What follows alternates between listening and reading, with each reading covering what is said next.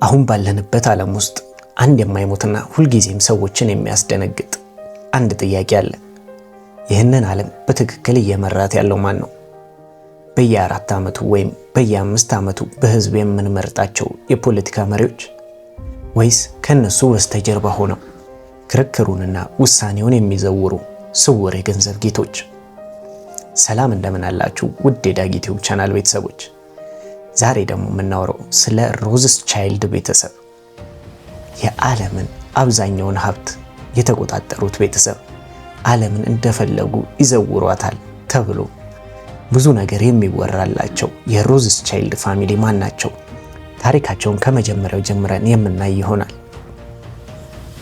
ይህንን ግዙፍ ሚስጥር ለመፍታት ወደ ኋላ 280 ዓመታት መጓዝ አለብን።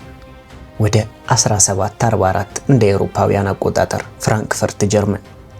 በዚያ ዘመን አይሁዶች ሰብአዊ መብት አልነበራቸውም። የአይሁድ ሌን በሚባል በግንብ በተከለለ ፀሐይ በማይገባው ጠባብ ሰፈር ውስጥ ታፍገው እንዲኖሩ ይገደዱ ነበር። በዚህ ታሪካዊ መከራ ውስጥ ነው ማየር አምሽል ሮዝስቻይልድ የተወለደው። ገና በወጣትነቱ ወላጆቹን በበሽታ ያጣው ማየር ሕይወትን የጀመረው በፍራንክፈርት ጎዳናዎች ላይ የቆዩ ብርቅዬና ጥንታዊ ሳንቲሞችን ኤሸንት ኮይንስ በመግዛትና በመሸጥ ነበር። በወቅቱ የነበሩ ሀብታም መኳንንት ጥንታዊ ዕቃዎችን መሰብሰብ ይወዱ ስለነበር ማየር ቀስ እያለ ወደ እነርሱ ቤተ መንግስት መድረስ ጀመረ። ይኖርበት የነበረው ቤት በር ላይ ቀይ ጋሻ ወይም በጀርመንኛ ሮዝስቻይልድ የሚል ምልክት ነበረ። ይህ ምልክት ከድህነት መውጫው ስሙ ሆነ። ማየር አምሸል ቀስ እያለ ከተራ ነጋዴነት ወደ ፋይናንስ ሊቅነት ተቀየረ። በወቅቱ እጅግ ሀብታም ከነበረው ከጀርመኑ ልዑል ዊሊያም ጋር እጅግ ጥልቅ እምነት መሰረተ። ልዑሉ ከጦርነትና ከግብር የሚሰበስበውን ገንዘብ እንዲያስተዳድርለት ማየርን አመነው። ማየር 5 ወንዶች ልጆች ነበሩት። ልጆቹ ለአቅመ አዳም ሲደርሱ ማየር አንድ በዓለም ታሪክ ታይቶ የማይታወቅ ስትራቴጂ ነደፈ። 5ቱንም ልጆቹን ጠራና 5 ፍላጻዎች በአንድ ላይ የታሰሩበትን ምልክት አሳያቸው። አንድ ፍላጻ በቀላሉ ይሰበራል፣ 5ቱ በአንድ ላይ ከተያያዙ ግን ማንም ሊሰብራቸው አይችልም አላቸው።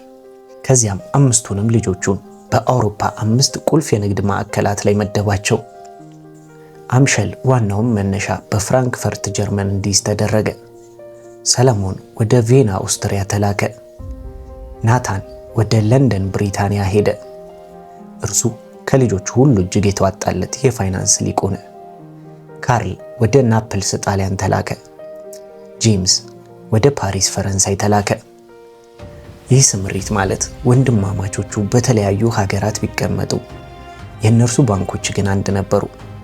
በአውሮፓ ነገስታት መካከል ጦርነት ሲነሳ ንጉሶቹ መረጃና ገንዘብ ለማንቀሳቀስ በእነዚህ ወንድማማቾች የግል መልእክተኞች ላይ ጥገኛ ሆኑ። ሚስጥራቸውና ሀብታቸው ወደ ውጭ እንዳይወጣ ደግሞ በማየር አምሸል ኑዛዜ መሰረት የቤተሰቡ አባላት እርስ በእርስ የአጎትና አክስት ልጆች ብቻ እንዲጋቡ ተደረገ። ይህ ታሪካዊ ሀቅ ነው። አሁን ደግሞ ወደ ታሪኩ አስገራሚ ክፍል እንመጣለን። የሮዝስቻይልድ ቤተሰብን ወደ ፍጹም የዓለም የበላይነት ያወጣው የ1815ቱ የዋተርሉ ጦርነት ነው። በወቅቱ የፈረንሳይ ንጉስ ናፖሊዮን ቦናፓርት መላውን አውሮፓ ለማንበርከክ እየተዋጋ ነበር። ብሪታንያና አጋሮቿ ናፖሊዮንን ለማቆም ከፍተኛ ገንዘብና ወርቅ ያስፈልጋቸው ነበር። በለንደን የነበረው ናታን ሮዝስቻይልድ ለብሪታንያ ጦር ኃይል የሚሆን ወርቅ በድብቅ በፈረንሳይ በኩል እያሳለፈ በማቅረብ የመንግስቱ ዋነኛ አበዳሪ ሆነ። ሮዝስቻይልዶች በወቅቱ ከማንኛውም መንግስት የፈጠነ በፈረሶችና በጀልቦች የተገነባ የራሳቸው የግል መረጃ መረብ ፕራይቬት ኢንተለጀንስ ኔትወርክ ነበራቸው። ወተርሉ ላይ ሰኔ 18 በ1815 ወተርሉ ላይ ታላቁ ውጊያ ተካሄደ። ናፖሊዮን ተሸነፈ። የናታን ሮዝስቻይልድ ሰላይ የጦርነቱን ውጤት እንዳወቀ ወዲያውኑ በፈጣን ጀልባ የእንግሊዝን ባህር አቋርጦ ለንደን ለሚገኘው ናታን መረጃውን አደረሰው። ይህ መረጃ የብሪታንያ መንግስት እጅ ከመድረሱ በፊት አንድ ቀን ቀድሞ ነበር ናታን እጅ የገባው። ከዛ ናታን ምን አደረገ? ወዲያውኑ ወደ ለንደን የአክሲዮን ገበያ ወይም ስቶክ ኤክስቼንጅ ሄዶ ፊቱ ላይ ፍርሃት እያሳየ የብሪታንያ አክሲዮችን በሙሉ በዝቅተኛ ዋጋ መሸጥ ጀመረ። የገበያ ነጋዴዎቹ ናታን ሲሸጥ ሲያዩ እንግሊዝ በናፖሊዮን ተሸንፋለች ብለው በማሰብ በድንጋጤ እጃቸው ላይ ያለውን አክሲዮን በሙሉ በትጋት መሸጥ ጀመሩ። የገበያው ዋጋ ፍጹም ወለል ላይ ሲወርድ ናታን በሌሎች ስውር ወኪሎቹ አማካኝነት የወደቀውን አክሲዮን በሙሉ በሳንቲም ፍርፋሪ ጠቅልሎ ገዛው። በማግስቱ የብሪታንያ መንግስት የድል ዜና ይዞ ሲመጣ የገበያው ዋጋ ሰማይ ነካ። ናታን ሮዝስቻይልድ በአንድ ሌሊት የብሪታንያን የፋይናንስ ገበያ ሙሉ በሙሉ ተቆጣጠረው። ይህ ክስተት ነው እንግዲህ በሴራ ትንታኔዎች ውስጥ ሮዝስቻይልዶች የዓለምን ኢኮኖሚ ሰበሩ ተብሎ የሚወራው። ነገር ግን እውነታው በብልሃትና በመረጃ ፍጥነት የተደረገ ትልቅ የንግድ መፈንቅለ መንግስት ነበር።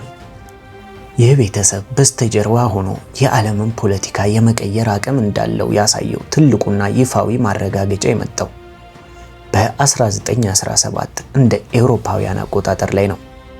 አንደኛው የዓለም ጦርነት እየተካሄደ በነበረበት ወቅት የአይሁድ ሕዝብ የራሱ ሀገር እንዲኖረው የሚፈልግ ጽዮናዊነት ወይም ሲዮኒዝም የተባለ ንቅናቄ ተጀምሮ ነበር። በወቅቱ የብሪታንያ የውጭ ጉዳይ ሚኒስትር የነበረው አርተር ባልፎር የብሪታንያ መንግስት ለአይሁዶች ሀገር መስጠት መስማማቱን የሚገልጽ ታሪካዊ ደብዳቤ ጻፈ። ይህ ደብዳቤ የሚታወቀው የባልፎር መግለጫ ባልፎር ዲክላሬሽን በመባል ነው።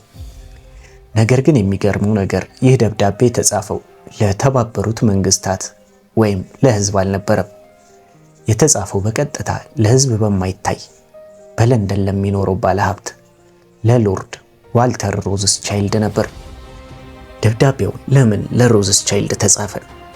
ምክንያቱም የሮዝስቻይልድ ቤተሰብ በተለይም ባሮን ኤድመንድ ዴ ሮዝስቻይልድ በፓለስቲን ውስጥ በሺዎች የሚቆጠሩ መሬቶችን በገንዘባቸው በመግዛት አይሁዶች እዚያ ሰፍረው በግብርና እንዲጀምሩና መዋቅሩን እንዲዘረጉ በቢሊየን የሚቆጠር ፈንድ ያደረጉ እሱ ስለነበር ነው።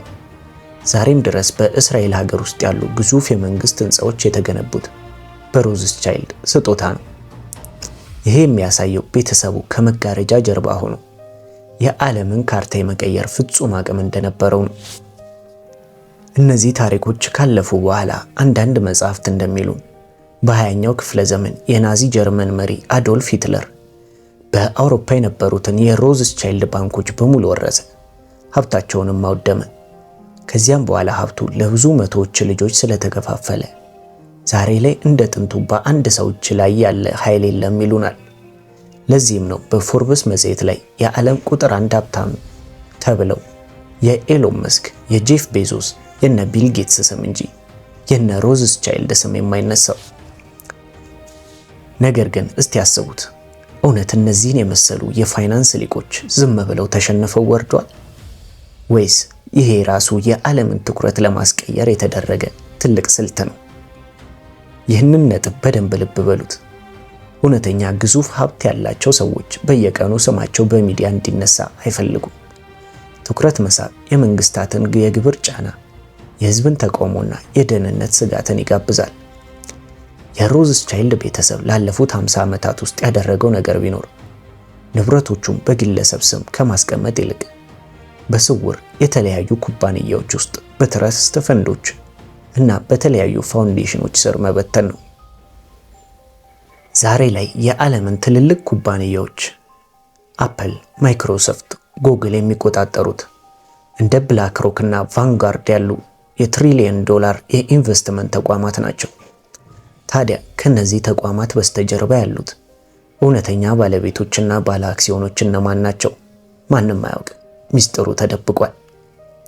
ስለዚህ የሮዝስቻይልድ ቤተሰብ ኃይላቸውን አጥተዋል የሚለው ወሬ እውነት አይደለም። እነርሱ ያደረጉት ነገር ቢኖር ከፊት ለፊት የፖለቲካ መሪዎችንና አዳዲስ ቢሊዮነሮችን አስቀምጦ ሆን ብሎ ራስን ከመብራትና ከሚዲያ እይታ በመሰወር ራቅ ብለው በረቀቀ ስልት ጥቅማቸውንና ተጽዕኖአቸውን ማስቀጠል ነው። ለዛሬ ያስኩላችሁ ቪዲዮ ይህንን ይመስል ነበር። በቀጣይ በሌላ ቪዲዮ እስከምንገናኝ ደህና ሁኑ።